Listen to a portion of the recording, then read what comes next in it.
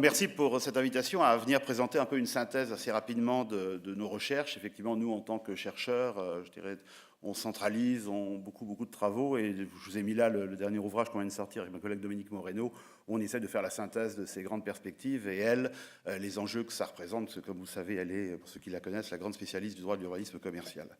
Alors, mon métier consiste depuis 32 ans, effectivement, à explorer l'interface, l'impact entre les évolutions de la société en général, du consommateur, les technologies, etc., et les impacts que ça a sur le commerce. Donc, je vais essayer de regarder quelques éléments avec vous. Assez rapidement, la première chose, c'est que quand on regarde un peu l'ensemble des travaux des chercheurs, mais aussi des professionnels, on a le sentiment que tout le monde pense qu'on vit une véritable révolution commerciale de même ampleur que celle du 19e siècle, pour les mêmes raisons, c'est-à-dire des évolutions urbanistiques, sociologiques, démographiques, technologiques, idéologiques, et que finalement la technologie, qui est la technologie du 19e siècle, est la grande invention en matière de commerce, qui est le magasin. Jusqu'alors, on avait l'autoconsommation, le colportage, il n'y avait pas de tout à l'égout, donc il n'y avait pas de pied d'immeuble et de pignon sur rue, etc. Et la grande technologie du 19e, du magasin, qui a perduré jusqu'à aujourd'hui et qui continue à perdurer, on va le voir, on ne croit pas du tout qu'à court terme, on ira vers le zéro magasin, même s'il y a le digital, le cross-canal et tout ça. Cette technologie commence à vaciller, commence à bouger. Elle a peu connu de grandes évolutions. Il y a eu des évolutions, le libre-service dans les années 20, la périphérie dans les années 60 et 70, mais finalement, on assiste aujourd'hui à une certaine mutation, et je voudrais juste vous montrer ce schéma que vous connaissez, qui sont les chiffres d'affaires de ce qu'on appelle les grands retailers internationaux, et on voit qu'on a encore des gens qui font du magasin ou du retail, Walmart, Costco, Kroger. Bon, Amazon, c'est un peu la moitié. Il y a une partie place de marché et une partie distribution. Il achète et il revend, même si son magasin à lui est un magasin, une interface digitale, et Carrefour. Mais ce qu'on voit, c'est qu'effectivement, le deuxième aujourd'hui mondial, et il y a sans doute à parier que dans peu de temps, il sera le premier quand il sera sorti de son univers de travail, qui est la Chine principalement, qui est Alibaba. Il n'a pas vraiment de stock, il n'a pas vraiment de magasin. Alors, je sais qu'il rachète aujourd'hui des centres commerciaux, mais le modèle de base est un autre modèle. Et je pense qu'on a là, du point de vue de l'offre, un des premiers éléments de la révolution commerciale qu'on vit en ce moment. C'est-à-dire, son modèle, c'est quoi? C'est une place de marché. Qu'est-ce que c'est qu'une place de marché? C'est un système d'information interfacé et combiné avec des nœuds de contrat qui intègrent toutes sortes d'acteurs, des grands, des petits, des indépendants, des particuliers, des professionnels, etc. Et on est effectivement sur une autre logique. L'autre élément de mutation, c'est ce qu'on appelle aujourd'hui le commerce, l'acheteur ubiquitaire. Alors, le mot ubiquitaire, le mot commerce ubiquitaire, je ne sais pas si vous savez, qui commence à être très utilisé, a été créé par le professeur Derrick. Alors, ce n'est pas l'inspecteur Derrick, c'est le professeur Derrick de l'Université de Lille, donc je lui rends hommage. L'idée que les gens achètent partout et n'importe où. Alors, ce n'est pas uniquement qu'ils achètent partout et n'importe où, c'est qu'en plus, l'ensemble du processus d'achat, c'est-à-dire de l'influence, la partie, je dirais, amont à l'achat, devient de plus en plus lui-même ubiquitaire, et on va voir dans quelques minutes que ça va avoir sans doute un effet, notamment sur l'arrivée des réseaux sociaux marchands, parce que justement ils intègrent cette dimension amont de l'achat, et ils risquent aussi d'intégrer demain l'achat. Alors, le premier élément du commerce ubiquitaire, qui n'est pas vraiment dû aux technologies, c'est que depuis 30 ans, les consommateurs ont des vies en Occident de plus en plus éclatées, de plus en plus compliquées. Ils n'habitent plus où ils travaillent, ils font plusieurs métiers. Il y a ce qu'on appelle les slasheurs aujourd'hui, c'est-à-dire qu'ils font un métier, slash un autre métier, slash ils font du Airbnb, slash Alibaba, etc. Donc ils sont sur toutes sortes d'activités, ils ont des vies plus complexes, on a les familles recomposées, ils ont divorcé, et ils bougent. Virilio a montré en son temps, revenons à des travaux fondamentaux comme ceux de Virilio, à quel point depuis 30 ans les gens bougent. Je me souviens de cette très jolie formule du grand Gérard Demuth dans les années 80 qui disait les consommateurs auront des imaginaires de plus en plus dilatés, et les individus aussi, et effectivement, ça a ces conséquences-là. Et donc le fait qu'ils bougent de plus en plus avec des vies éclatées a pour impact de fragmenter, comme le montre ce schéma de l'Obsoco, les moments shopping. Et donc en fait, on risque d'aller vers une situation où de plus en plus ils vont acheter là où ils se trouvent. L'achat se fragmente et se dilate, mais c'est aussi le processus d'achat qui se fragmente et qui se dilate. C'est-à-dire que ce que montre ce schéma, c'est qu'avec la mobilité, et la FEVAD nous a dit que depuis mars, il y avait sans doute visiblement plus d'achats en m-commerce qu'en e-commerce. Avec les outils de la mobilité, notamment le smartphone, c'est pas simplement l'achat qui peut être fait n'importe où et n'importe quand, c'est l'ensemble du processus d'achat, comme le montre la ligne bleue. C'est-à-dire, et ça va amener dans une logique ubiquitaire, pas simplement la transaction, mais l'ensemble du dispositif d'achat. on pense qu'on n'est qu'au début. Les outils le user-friendly, de la convivialité dont on est au début, je veux dire la voiture à qui on parlera, les interfaces de plus en plus faciles. J'ai reçu hier mon bouton Dash Amazon pour le Sun. Je ne sais pas s'il y a des représentants de Sun dans la salle, donc je vais le tester, je vais le programmer, je vais le magnéter sur ma machine à laver la vaisselle. Enfin, on voit à quel point on n'est qu'au début et toutes ces technologies qui vont même jusqu'à la chasamisation. Il y a quelques années, on avait écrit un article un peu prophétique sur il y aura sans doute un passage de la chasamisation du son à la chasamisation des objets, et les gens, en fait, de façon un peu animiste, quasi magique, un peu comme le montrait le film prophétique de Steve Jobs en 84, qui était très inspiré de Fantasia de Walt Disney. Les gens, ils chasamiseront des produits comme ça avec leur smartphone, et puis le smartphone leur dira où ils peuvent le trouver, dans le magasin d'à côté, sur Internet, etc. Enfin, tout ça semblait de la science-fiction. Aujourd'hui, on voit que ça risque de se développer considérablement. Par contre, ce développement d'un e-commerce qui est même du m-commerce et qui est de plus en plus un m-commerce de plus en plus systémique, intégrateur de toutes sortes de variables, on va y revenir, il a un plafond de verre. Et le plafond de verre, c'est la logistique. On voit aujourd'hui, et ça a été déjà montré ce matin, etc., sur les approches des consommateurs, je crois que les consommateurs n'ont plus peur d'acheter sur Internet, la question du paiement, etc., ça se propage à l'ensemble des classes d'âge. Le vrai problème, c'est la logistique. C'est-à-dire que toutes les études, les recherches qu'on voit sur l'évolution du commerce digital, quelle que soit l'interface, dans les années qui viennent, montrent que dans les pays occidentaux, ça risque de plafonner autour de 10-12%. En France, on est à 7% en moyenne. On est plus sur certains secteurs, notamment les secteurs du service, qui sont dématérialisés. Mais on voit bien qu'il y a un plafond de verre logistique et que c'est compliqué dans ces villes qui sont de plus en plus gentrifiées, où le citoyen veut des villes vertes pour ses enfants, mais en même temps, il veut des villes faciles pour le commerce. Mais c'est compliqué de réussir les deux. Et on voit que dans ces villes de plus en plus compliquées, ça va être très compliqué d'amener des produits soit au consommateur final, qu'il commandera n'importe où, et comme on l'a vu, mais même au relais, au click and collect, au micro-entrepôt, etc. Enfin, on risque d'avoir des villes saturées et des problèmes de logistique, sans parler du fait que souvent, les logisticiens travaillent en même temps que les clients, ce qui évidemment n'est pas sans poser un certain nombre de problèmes. Le tableau de Ducrot ici est très intéressant parce qu'il nous montre qu'il y a quand même une loi aussi, indépendamment des problèmes logistiques, il y a une loi par rapport au commerce digital liée à la nature des produits. Ça a été vu aussi dans les présentations que vous avez eues ce matin. On voit en ligne le niveau d'implication du consommateur dans Internet au long du processus d'achat, et on voit en ordonnée la part du commerce en ligne par rapport au commerce physique. Et j'ai mis en rouge, parce que ça concerne plus votre population qui est là, tout ce qui est épicerie, c'est-à-dire hygiène, beauté, alimentaire. Et on voit là qu'il y a une forme de rétractation par rapport au commerce digital, et que sans doute la meilleure technologie à court terme ou à moyen terme, ça reste le magasin. Alors notamment le magasin de proximité, on a vu à quel point les supérettes, les convenience stores se sont développés. Mais on voit que le magasin, à la fois parce que même s'il y a le drive, c'est compliqué, le business model est compliqué, on a du mal à robotiser les paniers, c'est des petits objets, la technologie coûte souvent plus cher que le panier, et les gens ne sont pas prêts à payer un surcoût. Enfin, personne d'ailleurs n'est prêt à payer un surcoût pour livrer beaucoup de petits paniers, notamment en alimentaire. Donc on voit qu'il y a quand même un certain nombre de secteurs qui sont très nettement marqués par la contrainte logistique et par les business models. En Asie, c'est exactement l'inverse. La courbe rouge que vous voyez, c'est la e-épicerie. Donc on voit que la e-épicerie se développe très bien, et c'est sans doute un des secteurs qui se développe le plus.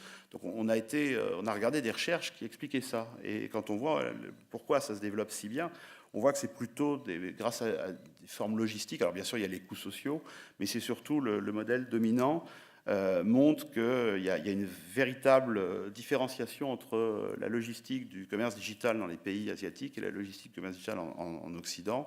Et on voit là des projections à 10 ans sur les PGC, vraiment avec un plafond à 10%.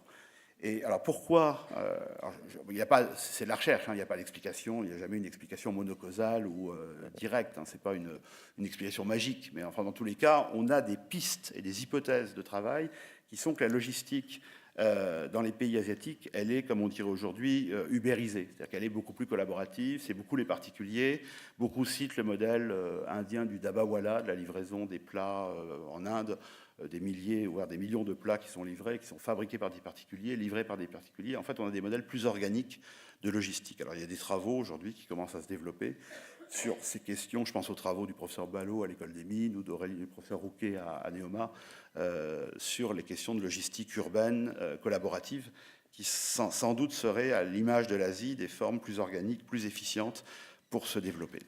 L'autre chose, c'est la ville, la refonte de la ville. C'est-à-dire comment on peut transiter tous ces produits, tous ces paquets, etc., à des coûts peu élevés. Et là, on pense que tant qu'il n'y aura pas non plus, enfin les recherches montrent que tant qu'il n'y aura pas une refonte assez structurelle de la ville, alors sans doute pas avec des drones qui vont voler, mais plus les scénarios qui sont faits. Et je vous renvoie aux travaux de la Fabrique de la Cité, qui est un think tank extrêmement intéressant, qui fait des travaux assez prospectifs sur la refonte de la ville, notamment dans plein de directions, mais notamment dans la direction logistique. Et on voit plutôt des scénarios. Alors, je ne vais pas rentrer dans le détail, je n'ai pas le temps, mais on voit différents types de scénarios, à la fois sur une sorte de ville-plateforme où les entrepôts sont délocalisés, y compris dans les immeubles et autres, dans tout ce qui est forme de hub, et où on aurait beaucoup de métro, de fret, donc des gros tubes, des systèmes assez historiques d'ailleurs, parce que les grands magasins, historiquement, au 19e siècle, avaient commencé à l'intérieur avec des systèmes de pneumatiques.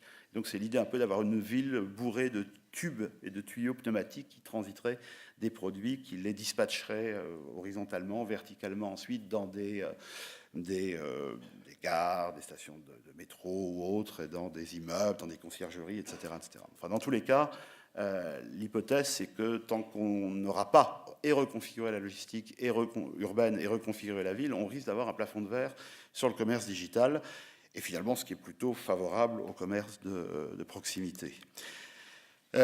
C'est d'autant plus favorable que, comme vous le savez, le commerce de proximité, il est un peu en crise. Pas qu'en France, il est en crise partout. Il est en crise pour d'autres raisons dans les pays asiatiques. Il est en crise en Amérique du Nord, que ce soit d'ailleurs en centre-ville ou en périphérie, qui était plutôt, on a vu, les centres commerciaux qui ferment, etc. Donc il y a une crise du commerce physique. Et cette crise du commerce physique, elle s'explique par plusieurs raisons et elle entraîne corrélativement un changement de spatialité. Alors, elle s'explique dans certains cas, en France aussi effectivement parce qu'il y a eu des cannibalisations territoriales, parce qu'on n'a sans doute pas, c'est ce que montre Dominique Moreno, les véhicules urbanistiques, comme par exemple les Anglais avec le Business Improvement District, pour réhabiliter des quartiers autour d'une thématique, avec des tontines fiscales, etc. Enfin, des dispositifs d'accompagnement qui évitent que ce soit simplement le marché qui régule de façon assez brutale la disparition et la fermeture d'un certain nombre de commerces. Bon, elle s'explique aussi parce que le consommateur, il veut de moins en moins faire d'efforts, à la fois parce que les sociologues l'ont montré, il a un côté un peu Dieu vivant aujourd'hui, mais aussi parce qu'il a des vies compliquées. Et puis, il transige sur ses efforts. C'est-à-dire qu'il va vouloir faire des efforts sur des choses qui lui font très plaisir, aller à la boutique Apple pour avoir le dernier smartphone sorti, et puis pas d'efforts sur le reste. J'ai une anecdote, je travaille avec une enseigne de fitness, un peu haut de gamme, et qui réfléchissait un peu en prospective à qu'est-ce qu'aimeraient ces consommateurs s'ils allaient encore plus haut de gamme au niveau VIP. Et les gens disaient une navette pour venir me chercher chez moi, pour m'amener au centre de fitness. Donc on voit, vous comprenez le paradoxe, à quel point, quand on dit que les consommateurs transigent sur leurs efforts, c'est un bon exemple. Aucun problème pour faire 1 heure de cardio et de training, mais par contre, je veux qu'on m'y amène depuis chez moi. L'autre, donc il veut pas sortir de chez lui, il veut de moins en moins sortir de sa zone de confort. Et puis on voit, quand on regarde les données de l'INSEE, c'est les données que nous avons à la Commission des comptes sur le commerce physique, on voit bien qu'on a vraiment des arbitrages. Ce que vous voyez, la courbe en haut, vous voyez que de ce commerce physique qui va plutôt bien, c'est le commerce qui vend des choses pour aller sur Internet. Donc c'est les magasins de téléphonie, c'est les magasins de câbles, de connecteurs, de casques audio. La ligne du milieu qui ne se porte pas si mal, c'est les GSS, c'est-à-dire qu'au sens large, Zara, H&M, Leroy Merlin, etc. Enfin, des gens qui ont su structurer et anticiper cette volatilité, cette mobiquité physique et dans les têtes depuis une vingtaine d'années, qui fait qu'aujourd'hui, finalement, ils conservent malgré tout de la linéarité et de la trajectorisation dans le comportement des acheteurs. Et puis on voit que le reste, c'est le reste du commerce physique qui quand même stagne ou est en récession, comme on le voit. La crise du trafic, c'est une chose, on a aussi une crise du panier. Bon, ça a été dit ce matin dans les présentations que vous avez eues. On voit que la crise du panier, elle s'inscrit aussi dans une logique à la fois de critique de l'hyperconsommation. Je parlais de l'Obsoco, les travaux de mon ami le professeur Philippe Moati là-dessus, et de l'Obsoco en général, sont exemplaires sur détecter, comprendre toute cette défiance à l'égard de la consommation, acheter mieux, autrement, etc. Ça a été dit encore d'ailleurs dans la dernière présentation et dans les autres. On voit que la consommation, ça s'explique aussi par une consommation atone. Ça, c'est la courbe de consommation de ces dernières années. Bon, il y a des petits pics avec la baisse du prix de l'essence, etc. Et puis, ça s'explique aussi par, encore une fois, des arbitrages. Je crois que ça a été dit et redit, c'est très clair. Quand on regarde les hypermarchés, on voit bien que sur le non alimentaire, les gens, ils achètent ailleurs, ils achètent sur Amazon, ils achètent dans la longue traîne, ils achètent sur le Bon Coin, ils achètent moins.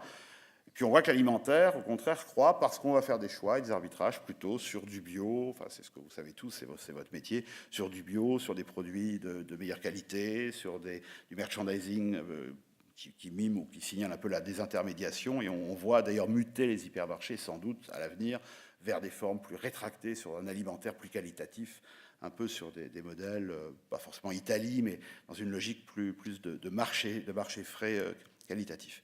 Et puis on voit qu'en termes de format, quand on met en perspective l'hypermarché par rapport à la supérette, on voit qu'il y a aussi une logique de spatialité et que derrière ça, c'est pas que des choix sur le panier, sur le contenu du panier, c'est aussi des choix simplement en termes de déplacement, en termes d'usage, en termes de fréquentation, et on voit qu'il y a une prime. Alors, on dit souvent une prime à la proximité. Moi, j'aime pas beaucoup la notion de proximité. Aujourd'hui, je trouve que c'est plutôt une prime à la viscosité.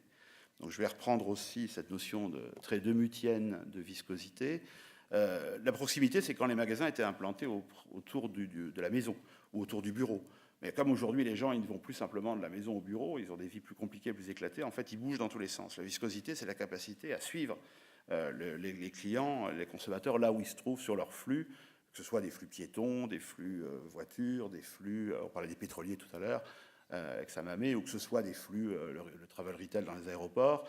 Alors, mais des flux d'usage, pas des flux artificiels, c'est très compliqué. J'avais prédit avec quelques amis que Pick-up Store à Gare Saint-Lazare fermerait, celui qui était à droite, parce qu'il n'était pas du tout implanté où il fallait, et que pour bien connaître, parce que depuis 20 ans, je suis professeur à l'université de Caen aussi, et donc je prends mon intercité, d'ailleurs dès demain matin, à la Gare Saint-Lazare pour aller à Caen, et pour bien connaître les usages des Normands, les bas et les hauts Normands par rapport à l'usage qu'ils font de la Gare Saint-Lazare, que ça n'avait pas de sens d'implanter une logique de click and collect pour les longues distances, et que c'était à mon avis beaucoup plus adapté aux banlieusards. Et donc aucun banlieusard ne ferait même 50 mètres ou 60 mètres pour repasser par le pick-up store. Et c'est ce qui s'est passé, donc il a fermé, donc il était mal implanté. Et pourtant, sur la carte, ça le faisait, comme on dit aujourd'hui, parce qu'il est finalement dans la gare Saint-Lazare. Non, les flux aujourd'hui sont, en termes d'usage, microscopiques, avec des logiques extrêmement raffinées. D'où donc ces nouvelles spatialités, les gares, les hubs, avec des formats plus petits, des formats plus agiles. On commence à avoir des magasins meubles, des magasins, des food trucks, etc. etc. L'autre élément d'évolution autour de ces flux qui nous intéressent, c'est pas uniquement les flux avec des magasins physiques, c'est le flux autour du commerce digital.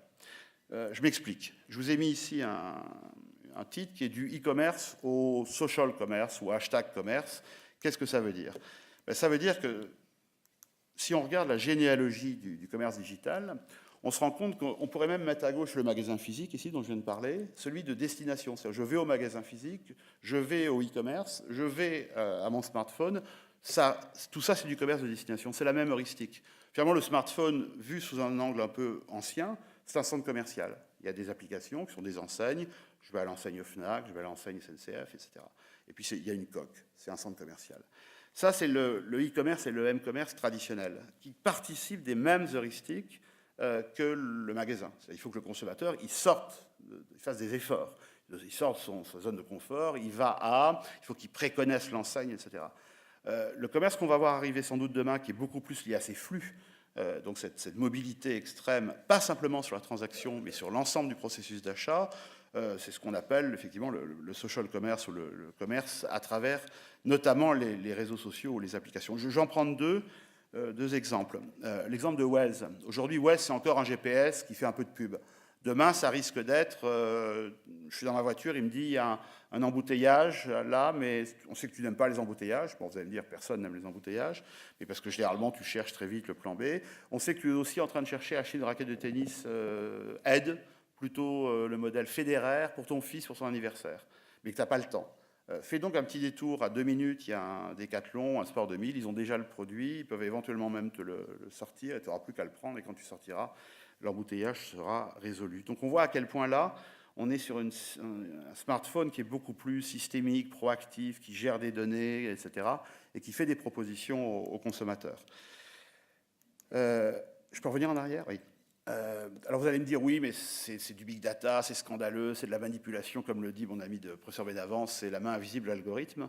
Il y a beaucoup de recherches aujourd'hui, notamment une équipe à Reims qui travaille là-dessus, c'est à quelles conditions les consommateurs, qui sont tous convaincus que c'est la manipulation, que c'est scandaleux, qu'ils ne peuvent pas se laisser manipuler comme ça, finalement restreignent, enfin limitent cette résistance. Même des lecteurs de Télérama, c'est pour vous dire. Je plaisante, je suis aussi lecteur de Télérama. Deux choses, l'extrême simplicité, donc le zéro effort. Oui, j'avais pas le temps d'acheter la raquette de tennis, c'était compliqué, ça m'angoissait jour après jour, son anniversaire arrive et j'avais pas le temps. Là, il me donne la possibilité, il me règle un problème, c'est quasiment une catharsis utilitaire. La deuxième, c'est qu'il me redonne du pouvoir d'achat. C'est que sans doute que la raquette de tennis, en échange, il me fera 20% dessus. Et ça me redonne du pouvoir d'achat. Et on voit qu'on a ce privacy deal, comme on dit, c'est-à-dire un deal entre une reconquête de temps, une limitation des efforts, une reconquête de pouvoir d'achat en échange de laisse-nous utiliser tes données pour te rendre la vie plus facile. Et sans doute c'est ça, on nous montre un certain nombre de travaux de recherche qui limiteront la résistance. Vous avez aussi l'exemple de la Chine où, avec un applicatif comme WeChat, c'est le chatter qui fait tout ce travail-là. C'est-à-dire que j'ai plus 50 applications, j'ai plus le temps ni les coûts de transaction mentaux de chercher les bonnes applications. Donc j'ai encore un niveau de plus d'intermédiation. C'est mon chatter, c'est mon applicatif de chat qui s'est enrichi, pour ceux qui connaissent WeChat, comme un couteau suisse de toutes sortes d'applications, de parler avec les marques, de parler avec mes amis, mais aussi de leur vendre des choses, de leur acheter des choses. Donc c'est du C2C, c'est du B2C, c'est du C2B. Enfin, on est dans toutes les directions. Et mécaniquement derrière, ça ne peut être qu'une place de marché, puisque ça n'est plus moi, consommateur, qui m'occupe d'organiser la gestion des canaux en amont, c'est mon infomédiaire, comme on dit, c'est mon intermédiaire, et en plus cet intermédiaire, c'est mon couteau suisse quotidien, c'est-à-dire que je n'ai pas à avoir 25 applications. Donc on voit à quel point on risque d'aller vers une extrême simplification de l'intégration de l'ensemble des éléments qui gèrent le processus d'achat, et plutôt autour des réseaux sociaux, qu'ils soient situationnels ou conversationnels, parce qu'en plus, il y a une dimension peer-to-peer. Je voulais vous montrer à quel point cet enjeu est stratégique. Je vais finir tout à l'heure avec une synthèse plus stratégique sur l'économie générale des canaux et des nouveaux écosystèmes, mais vous comprenez bien que c'est stratégique parce que c'est l'idée que si on dit que la mobilité, c'est plus uniquement la transaction, mais c'est aussi ce qui se passe avant, et que notamment l'influence, le fait d'être influencé, soit en chattant avec un copain, soit de recevoir une photo, soit de chasamiser quelque chose que j'ai vu dans la rue, soit parce que j'étais en train de regarder Pinterest. L'idée, c'est pourquoi ces réseaux sociaux qui sont très structurants aujourd'hui, ça a été dit et redit, de la consommation, ne profiteraient pas également pour capter l'achat. Donc vous allez voir arriver rapidement sur les réseaux sociaux des boutons d'achat. Ça, c'est Pinterest avec des petits boutons bleus sur lesquels on appuiera. Et puis, le jean me plaît, je vois apparaître des propositions commerciales. Il y a fort à parier que dans peu de temps, YouTube, on pourra geler la vidéo. Et quand on regardera une vidéo, vous savez, YouTube, c'est le deuxième moteur de recherche commercial au monde, hein, en termes de recherche d'intérêts commerciaux. Je gèlerai la vidéo sur le jean, et à ce moment-là, j'aurai la place de marché qui apparaîtra en me disant, le jean, tu peux l'acheter soit dans le magasin d'à côté, soit sur ceci, sur cela. Et on voit bien l'enjeu entre les sourceurs d'un côté, les places de marché classiques, Amazon, Alibaba, et les réseaux sociaux de l'autre, qui vont capter une partie de l'achat au moment où il se fabrique dans son système d'influence. D'où l'importance des places de marché, puisqu'on voit bien que mécaniquement, la structure organisationnelle du commerce, là, si on dit qu'elle se fait à travers les réseaux sociaux, etc., devient une structure en place de marché. Alors la question finale, c'est finalement, est-ce qu'on va vers un commerce avec ou sans magasin? Bon, la plupart des travaux sérieux à 10 ans pensent qu'on va sans doute vers un commerce plutôt avec magasin et avec du digital, ce fameux cross-canal entre les deux. Alors il y a des travaux, je ne les évoque même pas, qui imaginent à moins de 5 ans, il n'y a plus de magasins, il n'y a plus que des drones, des robots, de la data, etc. On voit que ce n'est pas vrai, on voit qu'on a, si je résume, on a le plafond de verre de la logistique, on a les flux où, notamment sur l'épicerie, la technologie magasin est plus efficiente et pour elle-même, c'est-à-dire pour les épiciers, pour les marques, pour les enseignes et pour le consommateur que le digital. même quand la poire est coupée en deux comme le drive. Donc on voit qu'il y a toute une série de situations où finalement le magasin à court terme va rester encore sans doute dominant. Donc les recherches un peu futuristes sur la disparition totale du magasin à moins de 5 voire moins de 10 ans, c'est ma conviction et celle d'un certain nombre de mes chercheurs, sont sans doute un peu trop avancées. Par contre, sur la question du commerce cross-canal, il y a trois grandes questions qui se posent et on commence à voir les recherches structurées autour de ces trois questions. La première, qui est rarement évoquée, donc on voit beaucoup dans la presse ou dans les stratégies des distributeurs dire on va faire du cross-canal. Le problème, c'est qu'il y a deux cross-canal. Il y a le cross-canal magasin, le cross-canal enseigne, puis il y a le cross-canal client. Et le problème du cross-canal client, c'est qu'il est beaucoup plus vaste que le cross-canal magasin. C'est-à-dire le client, il peut mélanger toutes les enseignes, toutes les marques, tous les canaux, le digital, le physique, dans tous les sens, avec toutes les combinaisons possibles. Donc c'est extrêmement difficile quand on est une enseigne. Comment j'arrive à faire que mon cross-canal reste, enfin soit isomorphe, comme on dit en termes techniques, au cross-canal client. C'est comme si c'était des gens qui couraient un 100 mètres haies avec des poids accrochés aux pieds. On dit souvent, j'ai beaucoup travaillé dans les années 90 avec Leroy Merlin, pour ceux qui connaissent mes travaux sur la voie du client, on dit souvent, oui mais regardez Leroy Merlin, il arrive à faire du cross-canal. Moi je dis non, je pense que Leroy Merlin, il fait du bon cross-canal parce que depuis 20 ans, il a structuré les têtes et le marché pour que les gens, finalement, aient peu de choix. Quand ils pensent aujourd'hui bricolage ou décoration, il y a une plus forte probabilité que dans d'autres cas, ou dans d'autres secteurs, qu'ils aillent vers Leroy Merlin. Après, c'est facile de faire du cross-canal parce que la structure, je dirais, économique, depuis 20 ans, la structuration économique de l'enseigne et la structuration attitudinale des clients et des têtes fait qu'ils sont guidés vers ce cross-canal et après, c'est un complément. Mais je veux dire qu'il ne faut pas confondre, ce n'est pas par le cross-canal qu'il attire, c'est aussi par tout le travail qu'il a fait depuis une vingtaine d'années. Bon, la deuxième grande question qui occupe beaucoup les chercheurs et qui va les occuper, à mon avis, longtemps, notamment en Occident, c'est comment on ajuste au plan socio-géographique et économique la supply chain et la logistique à ce commerce ubiquitaire, parce qu'évidemment, plus il y aura de gens qui commandent, plus ça va compliquer le système, etc., etc. Donc on l'a déjà évoqué. Et puis la troisième, c'est quelle est la valeur différentielle créée par le magasin physique. Alors on voit qu'il peut faire click and collect, on voit qu'il y a beaucoup de gens qui travaillent sur la question de l'expérience, mais la vraie expérience, c'est-à-dire s'il n'y a pas le Cirque du Soleil dans le magasin, les gens ne viennent plus, donc c'est véritablement... Oui, parce que souvent, on confond le mot expérience avec le mot anglais de customer experience, c'est une visite d'achat. Non, non, le mot expérience, au sens technique, c'est une modification substantielle des émotions et des perceptions qui crée du trafic, de la fidélité, etc. Donc là, on voit qu'évidemment, ça coûte cher. On parle de la customisation, de la personnalisation, mais on voit quand même c'est écrémant en termes de secteurs, parce qu'il faut déjà des secteurs qui dégagent des marges pour faire ça, et que tous les secteurs ne vont pas pouvoir positionner leur magasin avec un différentiel de valeur ajoutée sur ces thèmes-là s'ils n'ont pas les moyens de le faire. Donc il y a aussi beaucoup de recherche dans ces domaines. Je voudrais terminer avec, d'une part, une synthèse générale, ce que dit Xerfi, j'aime bien cette synthèse, et puis une synthèse plus économique. Mon timer a disparu, c'est normal? Ah voilà, merci, il réapparaît.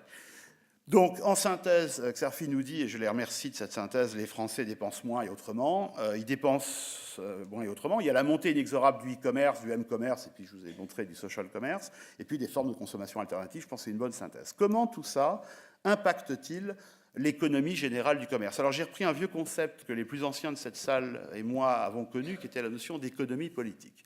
C'est un terme qui a un peu disparu des facultés, et je le regrette, parce que l'économie politique, c'est quoi? C'est à la fois l'économie, c'est-à-dire c'est comment se crée la valeur et où se crée-t-elle, et c'est la politique au sens les rapports de force à l'intérieur des canaux. Donc je vais reprendre un peu l'économie politique, c'est-à-dire comment on crée la valeur dans ces canaux et comment elle se répartit.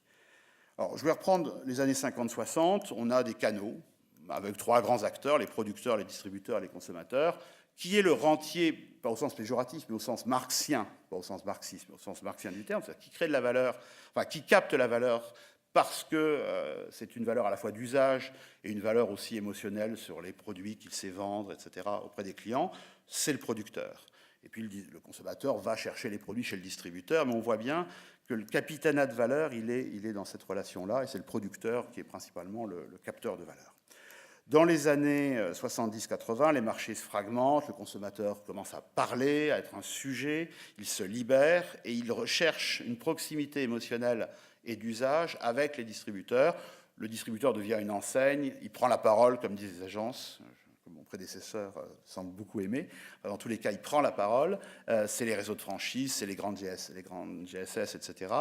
Donc on voit que parce qu'il répond mieux qu'avant à l'usage et en plus à la dimension plus émotionnelle. Marx dit que la forme ultime de la valeur, c'est la fétichisation de la marchandise, c'est-à-dire donner une dimension de salut à la marchandise. La valeur est créée par le distributeur, elle est encore créée par le producteur, mais elle est un peu fragmentée, d'où les relations que vous connaissez et que vous vivez entre producteur et distributeur. On a le sentiment que dans ce canal, ça reste quand même là, l'endroit, ça devient cet endroit-là où se crée beaucoup de valeur, même si les producteurs continuent à en créer. Quid de l'écosystème de demain? Alors, c'est un écosystème, donc déjà, c'est plus un canal, et on a le sentiment que le système où la valeur va être créée, organisée, captée, c'est la relation intime entre le consommateur en mouvement, et j'insiste sur le fait qu'il soit en mouvement dans ses processus d'achat, dans son système transactionnel, etc., c'est autre chose qu'un consommateur canalisé qui va de chez lui au magasin ou de magasin à son bureau ou inversement, le fait qu'il soit mobiquitaire, c'est-à-dire qu'il achète partout et tout le temps, atawada, comme on dit, anytime, anywhere, any device, any community, fait que ça modifie quand même radicalement le système. Et on pense que le système de valeur et les capteurs de valeur, c'est ce consommateur, c'est ses interfaces, ses réseaux sociaux, ses applications, les smartphones, les datas. Les autres ne disparaissent pas. Si je chasamise une cravate ou une veste dans la rue et qu'elle me plaît, je peux l'acheter dans un magasin à côté, je peux l'acheter chez un producteur, je peux l'acheter en digital, en physique, je peux l'acheter chez un consommateur qui est un autre, qui apparaît comme un autre fractionneur de valeur. Jusqu'alors, les consommateurs n'étaient pas vendeurs. Donc les autres ne disparaissent pas, mais on est plutôt dans une logique où c'est plus un écosystème et où la valeur semble plus aller du côté des GAFA, comme on le dit, que des canaux traditionnels, d'où cette révolution. La révolution, c'est aussi une révolution économique. Si je regarde ce schéma que vous avez devant les yeux, qu'est-ce que je vois? Je vois des gens qui dialoguent en permanence avec des systèmes qui les comprennent mieux, qui leur indiquent des choses, etc., les applications, et un système de contrat en amont pour fournir ça. C'est exactement le modèle de la place de marché, c'est le modèle de ce que fait la Chine aujourd'hui, l'interfaçage du sourcing produit avec des chatters, avec des réseaux sociaux conversationnels, c'est les grands enjeux de demain, ce que veut faire Facebook ou le lien Facebook-Amazon, etc., avec les producteurs en amont et les distributeurs en amont, on est plus sur une logique de place de marché. Alors je termine en vous conseillant vivement la lecture de l'ouvrage de mon collègue, le professeur Benavent, qui va plus loin que moi, qui imagine une société au plan sociétal et sociologique et au plan économique et commercial organisée autour des places de marché. Je vous remercie pour votre attention.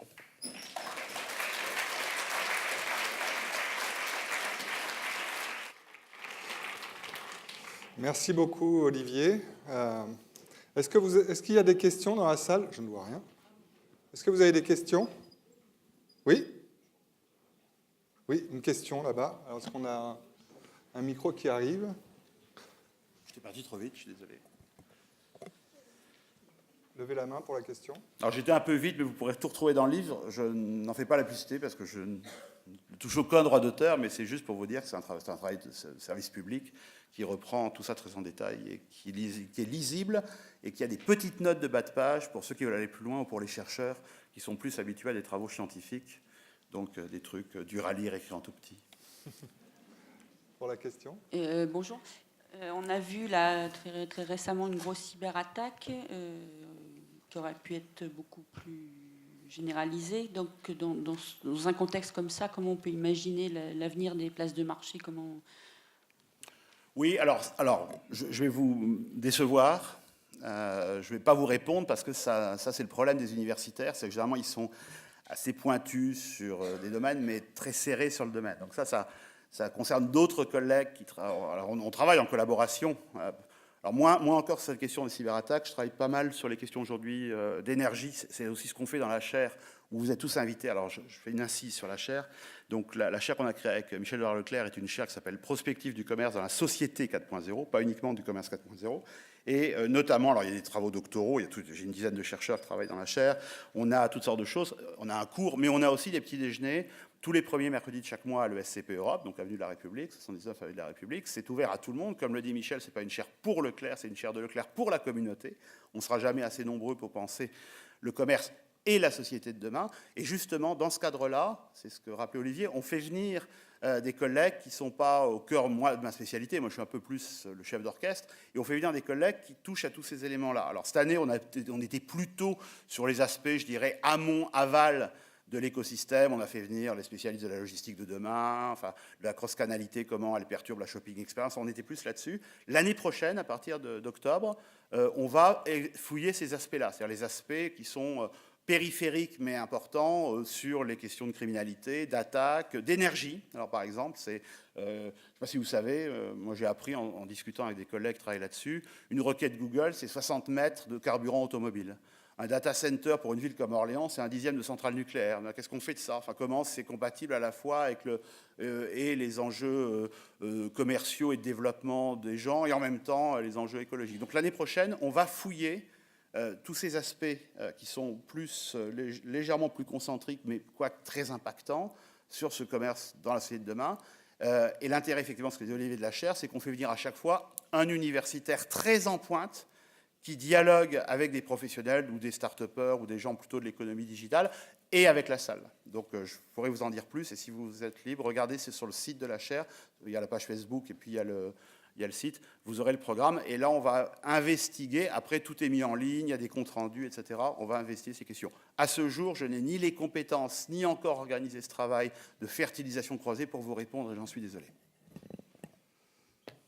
Une autre question ? Avant de conclure?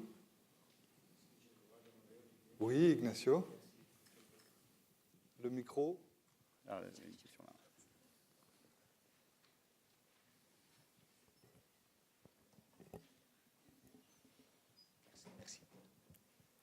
Merci Olivier, bonjour. Bonjour. Ignacio Marinas de IRI. Je vais essayer de demander en français, sinon c'est Olivier qui traduit la question. Et merci pour la présentation, c'est magnifique, c'est très illustratif. Et ma question, c'est un peu ouvert, mais peut-être si vous pouvez être un peu spécifique. Dans les trois parties que vous avez parlé, distributeurs, producteurs et consommateurs, où est-ce que vous voyez les producteurs et distributeurs collaborer pour prendre cette part des marchés, les plus grands parts des marchés de ces consommateurs qui, bien sûr, sont en train d'évoluer? Merci. Oui, c'est bon. Alors, c'est vraiment de l'économie politique des canaux. Ça me rappelle ma première thèse de doctorat, c'était ça. C'est sur l'économie politique des canaux, et effectivement, comment les jeux entre les acteurs. Bon, là, le problème, c'est la collaboration, c'est que, vous avez vu, ils étaient trois, enfin, en simplifiant, jusqu'à aujourd'hui, c'est-à-dire dans le modèle du canal. Vous avez vu qu'aujourd'hui, l'écosystème, je ne sais pas si on peut remettre l'écosystème, mon slide avec l'écosystème juste avant le livre du professeur Benavent, on voit qu'ils sont beaucoup plus nombreux. Et que vous avez, alors, bien sûr, il y a des ententes possibles, on voit, mais vous avez aujourd'hui des tiers acteurs qui soit interfèrent dans cette diade qui était celle producteur-distributeur, soit même qui luttent entre eux. Je prends deux exemples. Les boutons Amazon, quand j'achète, là, je n'ai pas encore testé, j'ai programmé le bouton Sun, c'est bien une nouvelle trilogie, c'est le producteur, c'est la place de marché, Amazon, même s'il me la vend d'ailleurs pas en tant que place de marché, mais plutôt en tant que retailer, puisqu'il l'a acheté et puis il me la vend, même s'il rajoute une valeur ajoutée, etc., et le consommateur. Donc on voit que là, je pourrais, dans mon dernier schéma, faire un nouveau trait qui prendrait ça. Bon. Après, quand on regarde l'affaire des réseaux, du social commerce, pourquoi aujourd'hui, c'est quoi la question d'Alibaba? Même en Chine, on avait rencontré des collègues et les gens d'Alibaba et du ministère chinois du commerce là-dessus. C'est qu'Alibaba, il est excellent sur le sourcing. Mais il a compris qu'il était beaucoup moins bon sur l'interface que WeChat. Donc il est beaucoup moins bon que les interfaces, les réseaux sociaux, etc. Donc là, vous avez un nouveau rapport de force, une nouvelle diade, toujours autour de la question de la valeur, parce que mieux capter l'achat, mieux intégrer l'influence et l'achat, entre le sourceur, c'est-à-dire les fournisseurs, même si c'est une place de marché, et l'interface. Vous avez les mêmes problématiques aujourd'hui. Alors ça, pour le coup, on les a beaucoup interrogés dans le cadre de la chaire publiquement, entre Amazon, par exemple, et Facebook. C'est-à-dire que vous voyez aujourd'hui, Amazon est sur Facebook. C'est pourquoi? Parce qu'Amazon, ils ont évidemment une puissance considérable en termes de sourcing, que ce soit du sourcing retail ou du sourcing place de marché, d'ailleurs, qui développe avec des niveaux de finesse et d'offres proactives, enfin d'achats proactifs très forts. Par contre, ils ont bien compris qu'ils étaient beaucoup moins bons que Facebook sur l'interfaçage, l'insertion dans la vie quotidienne, etc. Donc pour répondre, effectivement, on voit qu'il y a encore des possibilités d'accords producteurs-distributeurs, justement, à la limite, pour lutter contre ce système-là, mais on voit bien que, sans prendre de métaphore politique, le nouveau système casse les catégories d'avant, et qu'on va avoir des accords qui vont se recomposer. Producteurs, Amazon, consommateurs, ou interface réseau social, etc., distributeurs. Et Shazam, par exemple, vous avez dû voir, aujourd'hui, on commence à voir les pastilles Shazam sur les spots télé ou sur les émissions de télé. Donc là, on est sur une logique producteur de contenu, interface consommateur. Donc on voit, en fait, on a une beaucoup plus grande mobilité des systèmes d'accord ou de collaboration à l'intérieur de cet écosystème, justement pour éviter que ça soit juste un oligopole, juste les GAFA, et à l'intérieur des GAFA, très peu, notamment Google, qui prennent le pouvoir. Maintenant, il ne faut pas sous-estimer non plus les fusions-acquisitions. Le jour où Google... Pourquoi les gens sur Waze, ils pourront acheter la raquette. Enfin, comment il sait Waze qu'il saura que je suis en train de chercher à acheter une raquette de tennis pour mon fils? C'est Google a racheté Waze. Donc il est capable d'intégrer des variables. Je crois que les enjeux, ça sera autour de ça. C'est ceux qui seront capables d'intégrer des variables situationnelles, où je suis, des variables émotionnelles, ce que je ressens, quitte à avoir d'ailleurs du bio-émotionnel, hein, et puis ce que je fais, le comportemental. C'est autour de l'intégration de ces trois variables, à mon avis, que va se recomposer l'ensemble des jeux d'acteurs entre les différentes parties prenantes.